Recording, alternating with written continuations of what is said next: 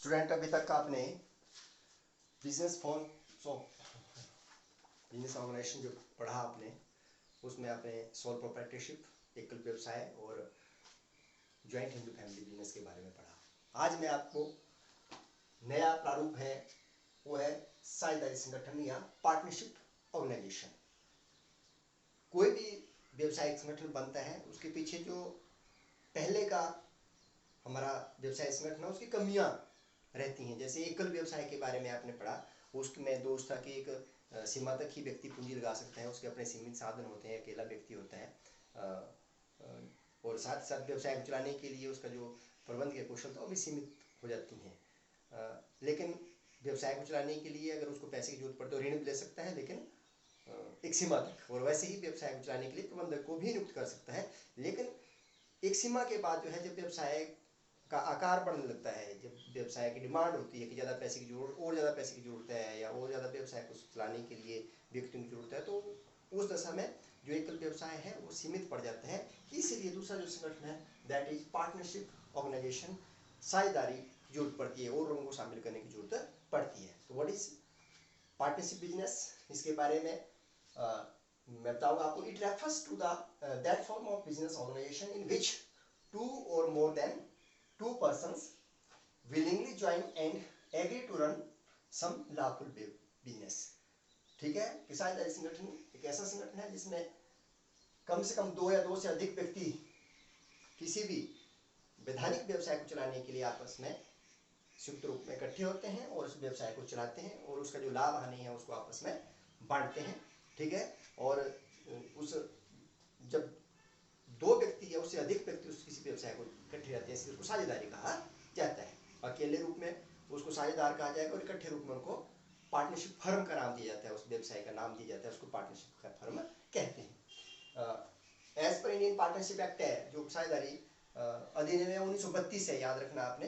Partnership act 1932 है, उसके provision लागू होते हैं। उस एक्ट में सेक्शन 4 है, उसमें जो डेफिनेशन दे रखी है, partnership is the relation between persons who have agreed to share the profit of a business carried on by all or any of them acting for all। बोलते साझेदारी व्यवसाय ऐसा जो व्यक्तियों के बीच में ऐसा संबंध होते हैं जिस व्यवसाय को चलाने के लिए और उस व्यवसाय का जो लाभ है उसको आपस में बांटने के लिए वो सहमत होते हैं, तैयार होते हैं, जो व्यवसाय उन सब के द्वारा, उनमें से किसी एक के द्वारा चलाया जाता है। तो ये डेफिनेशन दे रखी है, तो इसके आधार पर ही इसकी विशेषताएं निकलती हैं। कुछ स्टैट्यूटरी वैधानिक विशेषताएं हैं और कुछ सामान्य विशेषताएं हैं। इन जो हमारा अर्थ था उसके आधार पर इसकी विशेषताएं हैं। जैसे पहली विशेषता हमारी मोर देन वन पर्सन, अकेला व्यक्ति साझेदार नहीं होता, एकल व्यवसाय होता है। लेकिन एक से अधिक, जब दो, कम से कम दो व्यक्ति, ठीक है, मिल जाते हैं तो उसको साझेदारी व्यवसाय कहा जाता है। और अधिक से अधिक कितने हैं? अधिक से अधिक 50।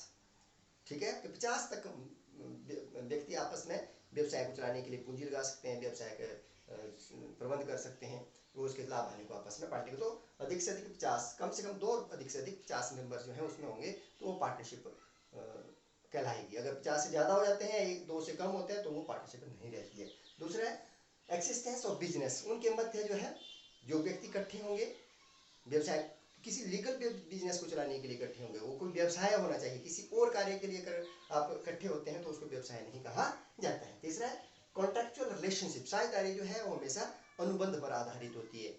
ठीक है, जिन बातों पर अनुबंध नहीं होता है उसके लिए पार्टनरशिप एक्ट बना है, लेकिन जो साझेदार है उनके बीच में कुछ बातें तय होती हैं, कौन कितना पैसा लगाएगा, लाभ हानि को कैसे बांटा जाएगा, कोई व्यवसाय में काम करता है उसको कितना वेतन या कमीशन दिया जाएगा। इस तरह से बहुत सारी चीजें हैं जिनके ऊपर उनके बीच में सहमति बनती है, चाहे और उस को साझेदारी समझौता कहा जाता है। तो उनके बीच में एक कॉन्ट्रैक्चुअल रिलेशन होता है। जो व्यक्ति लीगल माना जाता है, अर्थात वो पागल नहीं होना चाहिए, दिवालिया नहीं होना चाहिए, या कोई और जो व्यक्ति है जिसके पास एक अनुबंध करने की क्षमता होती है, वही उसको पार्टनर बन सकता है।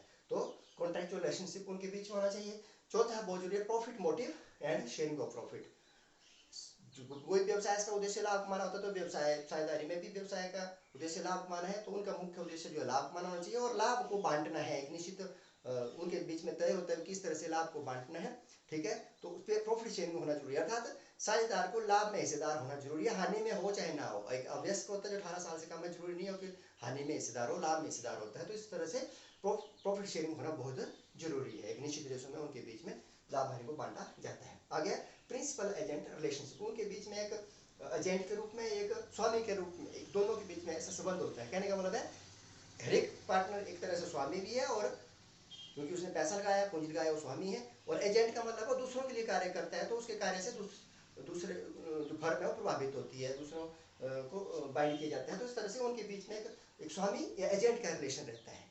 अपने आप मालिक भी है और दूसरों के लिए काम करता है, तो एजेंट के रूप में काम करते हैं। तो these were the some statutory characteristics of partnership. अब कुछ सामान्य विशेषताएं हैं, जैसे अनलिमिटेड लायबिलिटी। हालांकि एक व्यवसाय में शायद जो स्वामी होता है उसकी दायित्व असीमित होता था, और यहाँ पे भी जितने भी साझेदार हैं उनका दायित्व असीमित। असीमित दायित्व का मतलब है कि व्यवसाय को कोई ऐसा लॉस हो जाता है तो जो उन्होंने पैसा लगाया उससे ज़्यादा पैसा देना पड़ता था, उनकी पर्सनल प्रॉपर्टी को बेच के भी उस दायित्व को या हानि को पूरा किया जा सकता है। तो अनलिमिटेड लायबिलिटी रहती है हर एक साझेदार में, हर एक केस में। आगे नो सेपरेट इंडिविजुअलिटी, अर्थात व्यवसाय का स्वामी व्यवसाय से अलग नहीं हो सकता है। फर्म, जैसे फर्म के नाम से व्यवसाय चल रहा है, तो ये नहीं कह सकता कि फर्म का लॉस है, वो सब का लॉस माना जाता है। उसमें व्यवसाय का स्वामी व्यवसाय से अलग नहीं माना जाता है। आगे है अटमोस्ट गुड फेथ, हमेशा जो साझेदारी है हमेशा परम सब एक विश्वास पर टिकी रहती है, ठीक है ना। उनके बीच में जो भी तय होता है तो वो ये माना जाता है कि वो बिल्कुल जो भी बातें होंगी उन तथ्यों को स्पष्ट रूप से रखा था, ताकि उनके बीच में एक विश्वास बन रहे, तभी वो व्यवसाय चल सकता है। आगे है restriction on transfer of interest, अर्थात कोई भी साझेदार बिना दूसरों के साझेदारों की सहमति के अपने हित का दूसरे को ट्रांसफर नहीं कर सकता। वो नहीं कह सकता कि मेरी जगह ये व्यक्ति काम कर लेगा, मेरी जगह ये मेरा बेटा, नहीं। उनके बीच में एग्रीमेंट हुआ है तो वही साझेदार कहलाएगा और वही उसके लिए लायबल होगा। तो अपने हित को वो दूसरे को स्थानांतरित नहीं कर सकता, ट्रांसफर नहीं कर सकता। तो these were the some characteristics और मीनिंग ऑफ पार्टनरशिप। इसके बाद मैं आपको इसके लाभ दोष करवाऊंगा और पार्टनरशिप डीड के बारे में बताऊंगा।